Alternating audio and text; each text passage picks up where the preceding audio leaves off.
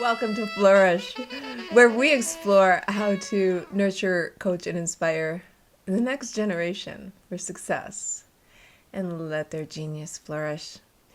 I'm your host, Diane Planadin, and I am so excited. This has been a year of the Flourish Mom podcast slash YouTube channel, and I am thrilled to announce that we have completely blanketed the globe. We're in over 35 countries.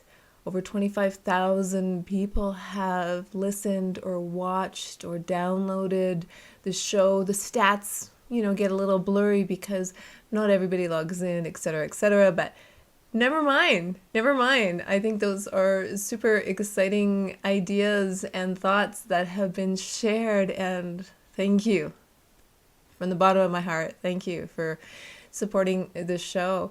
And today I wanted to talk about working from home with kids, or just kids working from home, because there is a lot of changes going on right now and people are coping, not coping, maybe struggling a little bit on how do you do this? Nobody's ever taught how to homeschool or be self-taught without a little bit of guidance and coaching and ideas and understanding. So today's all about you, around the globe, wherever you are. I know some of you are struggling, or maybe you know somebody who is, so feel free to also share the show with them. And I wanted to keep it a little bit simple, because the one thing about working from home is it can become overwhelming, and you don't know where to start. And that's where you begin. So we're going to do 5 tips today, 5 helpful tips. Plus, I will have a printable cheat sheet available on the flourish.mom website. So let's get started. Tip number 1, make a nest. Yes, what do I mean by that?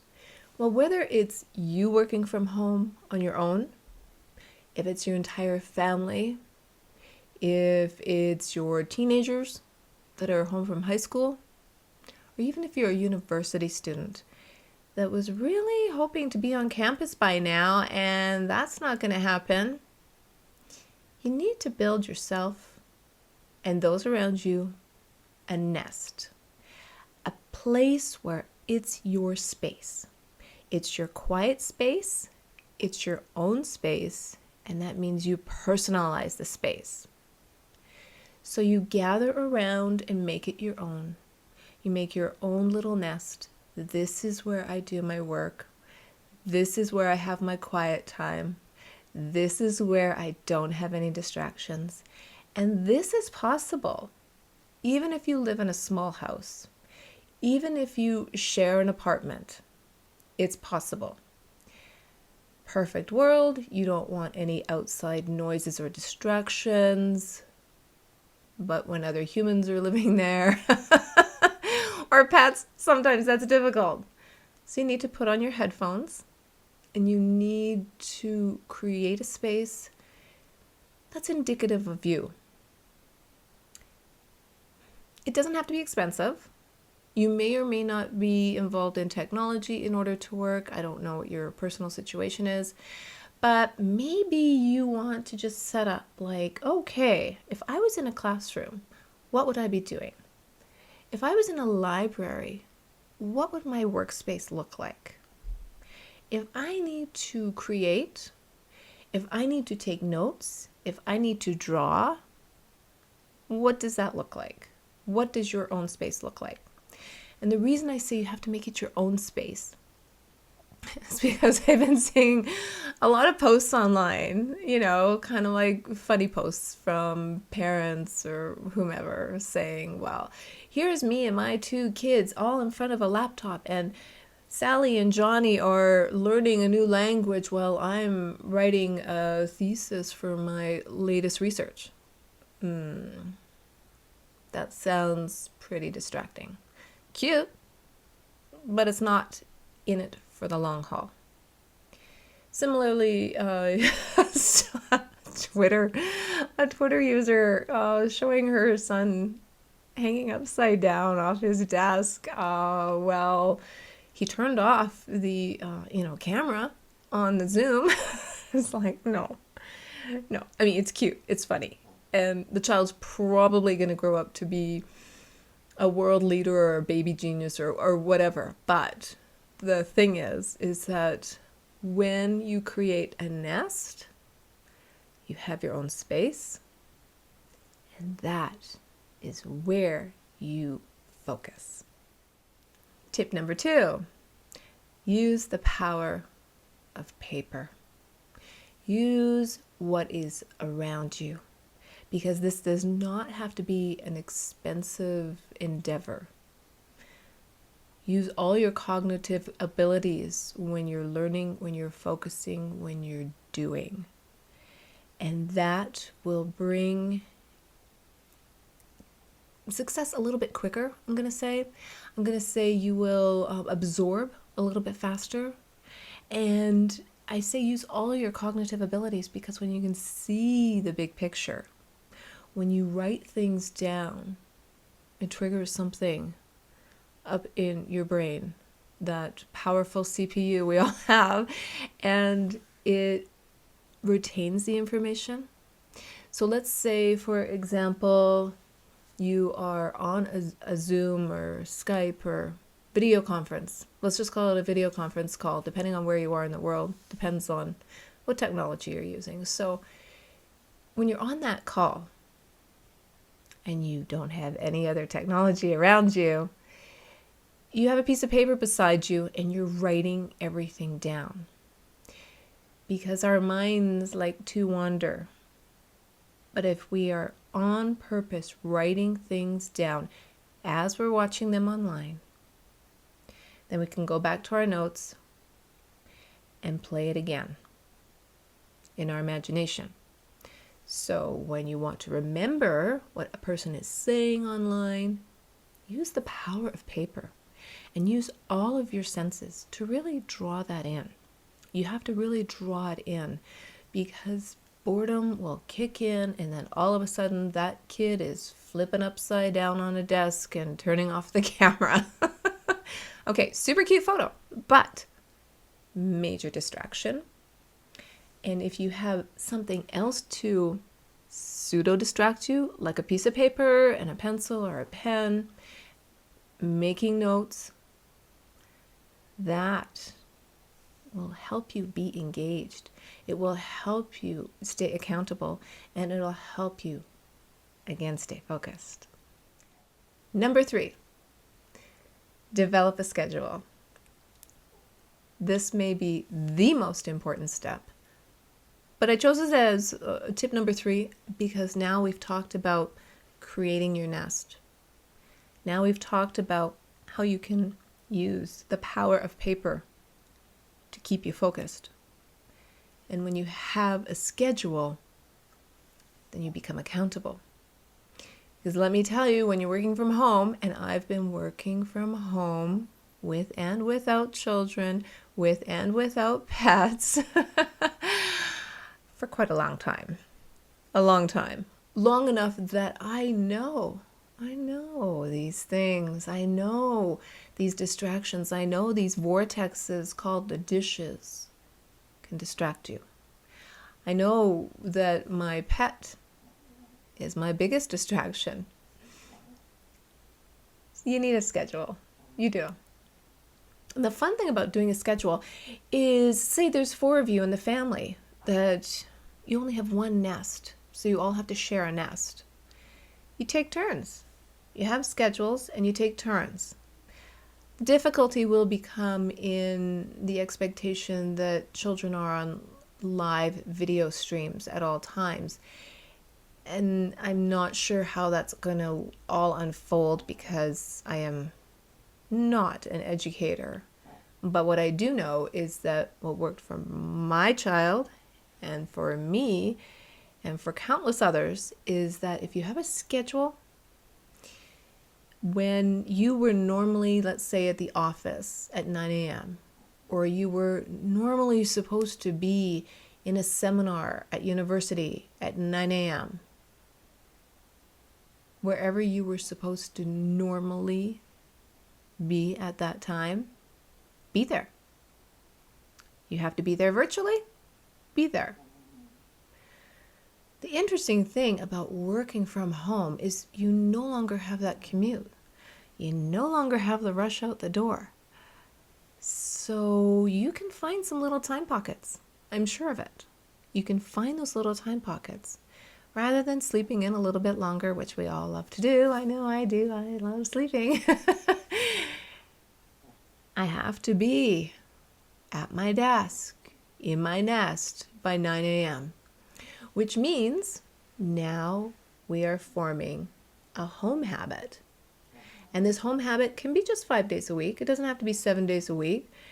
But now we're forming a new habit because we have a schedule. And the big key here is involve everybody on the schedule. Look at everybody's big picture schedule. Because it's going to be very, very difficult if you do not respect each other's time. Everyone's time is important. And I'm going to say the H word again. It becomes a habit. 30 to 60 days though. And that's why I chose to do this episode when I did, because now we're back to school, we're back to work, summer vacation's over, all over the world, and it is time to power down. And that's what September is all about.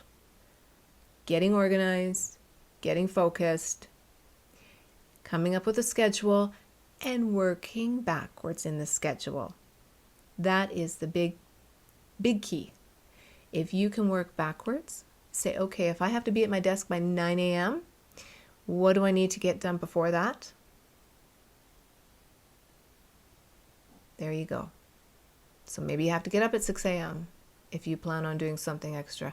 Maybe as a parent, if you're supposed to be online at a given time and your child's supposed to be online at the same time, you're going to have to figure out how you're going to create that schedule so that there is mutual silence, the cone of silence for everybody.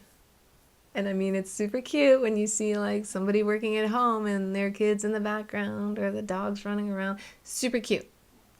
The whole idea here is, in order to not go crazy working at home, in order not to feel that your child's an inconvenience,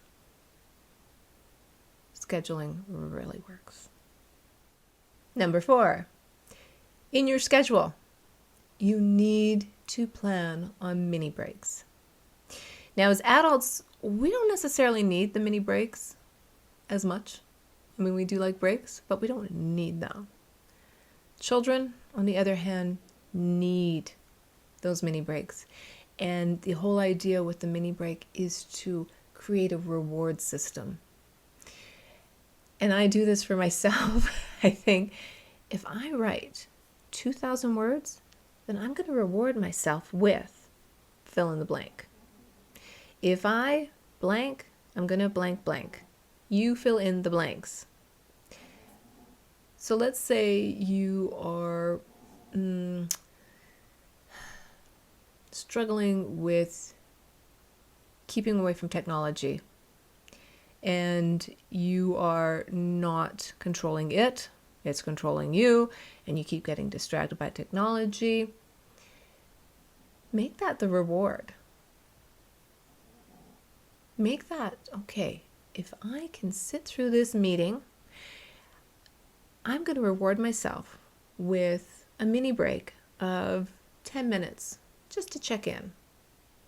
Whatever social media site you like to check in on, because we all love to touch our phones. I'm not going to argue about that.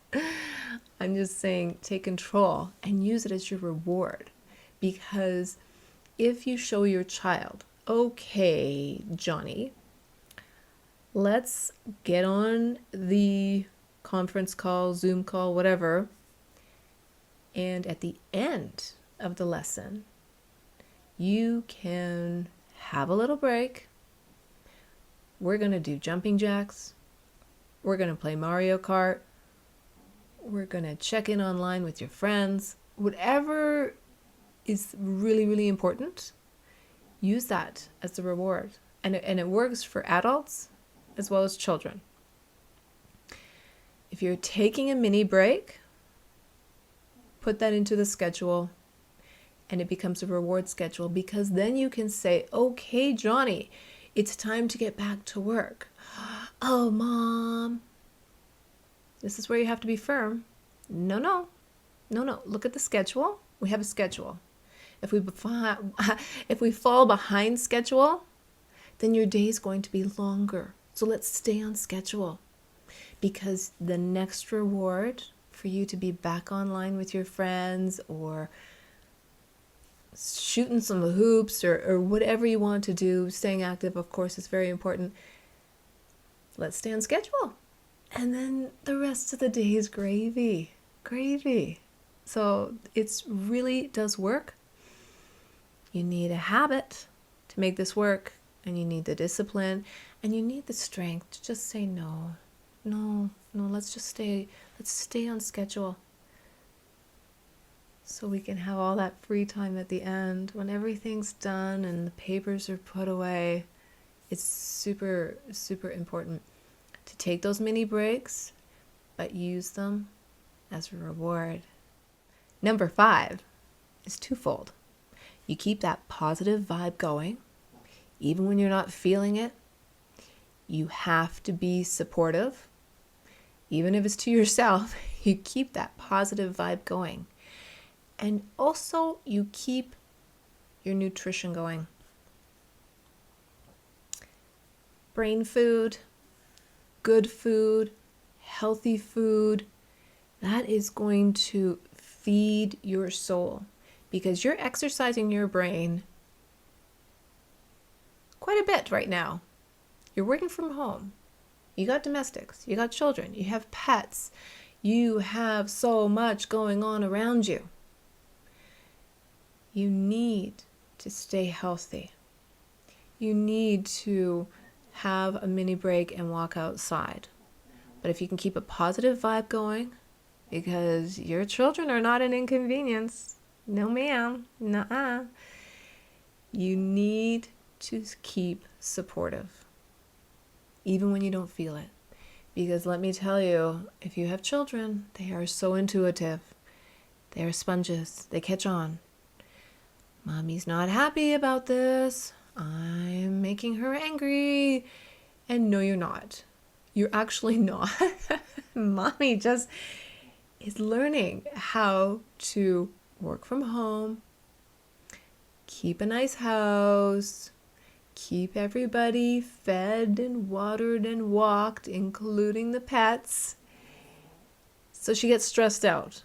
But Mommy, I'm just telling you right now, if you need a moment and you're not keeping that positive vibe, and I'm just using Mommy for an example because I am one. It can be anyone. Take a moment. Take a moment. Stay strong. You need to be supportive. Everyone's going through this around the world. This is not one person's problem. It's not two people's problem. It's not one family's problem. It's not even one country's problem. Keep that in mind. And you'll be able to maintain a positive vibe. Take a little mini break when you need it. Find your Zen moment. And that will also nourish you. It will keep you healthy and happy. 30 to 60 days though. And that's why I want to do this episode now, so that you can start implementing these ideas and maybe just restructure a little bit at home. And you think, well, how am I going to create, 4 nests at home? You can do it. You're imaginative, you're creative, and you can look to your children for ideas. Yes, because if you engage them and just say, hey, we want to create this nice working space that's not distracting. What do you think? What do you think? Like, where should we put the schedule up? Should we put it up in the kitchen so everybody sees it every morning? Should we put it up in the bathroom so you see it on the mirror when you start your day?